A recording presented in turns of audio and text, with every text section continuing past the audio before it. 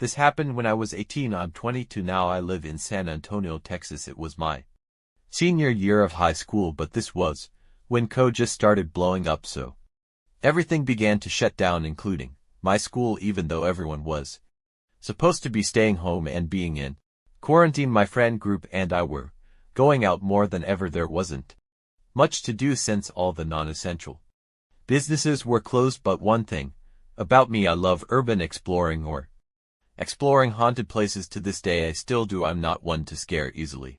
I've had a couple experiences with the homeless cults, even had a gun pointed at me, but nothing compared to how I'd and creepy this one instance I came across while exploring was moving forward.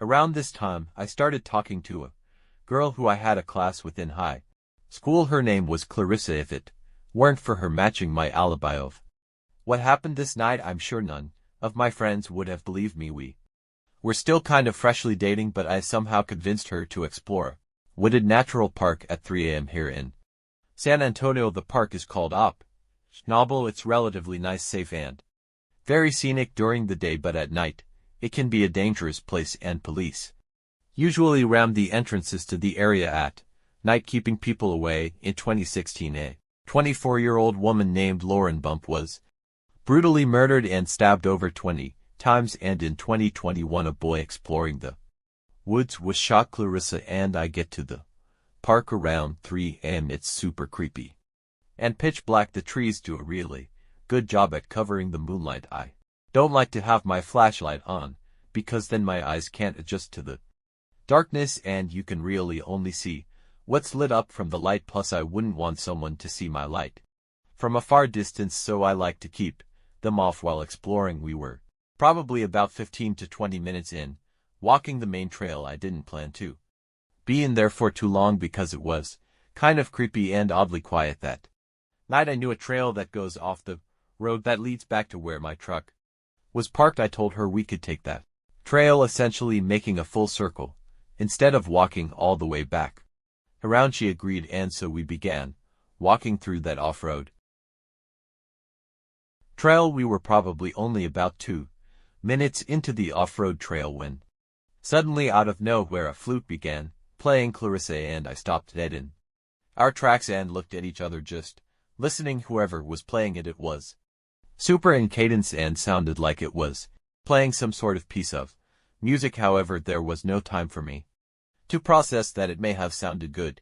It was creepy as Y_Y. As I said before, I don't scare easily, but 15 seconds into the flute solo, Clarissa began trembling in fear and on the brink of crying. I was kind of just listening, but when Clarissa started praying to God to save her and forgive her for her sins, that's when I realized the severity of the situation. To be clear, it was super hard to pinpoint where the sound of the flute was coming from. It sounded like it was coming from the direction of the previous main trail, which was parallel to where we were, with about maybe 50 yards of woods in between, but it was getting louder and closer to the point where it sounded like the sound was right on top of us. Clarissa couldn't even focus because she was so scared, so I knew I had to man up and get us out of this situation. This is going to sound corny, but I told her, don't worry, I'm not going to let anything happen to you, and told her that we should run down the off-road trail to get away. So we did. We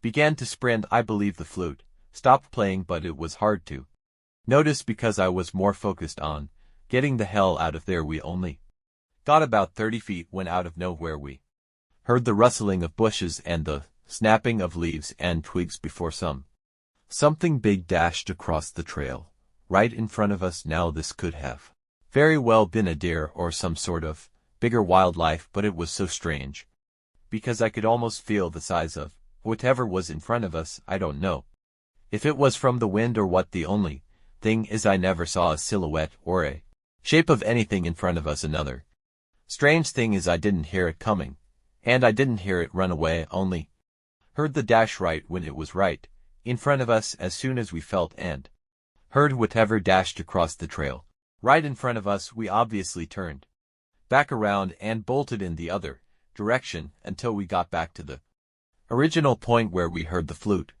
And then, as if whoever was playing it was waiting for us to return the flute, started to play again loud and right on top of us. This time it was almost chiming. It sounded like it belonged to some sort of Irish jig song or something, but the chiming was still in cadence. However, it was still impossible to pinpoint where the sound was coming from. It was just surrounding us at this point. My FIDO-RF flight instincts kicked in because we were trapped. We had two options: either go back into the off-road trail where we heard that terrifying dash right in front of us, or go back to the main trail where the flute and whatever psychopath was.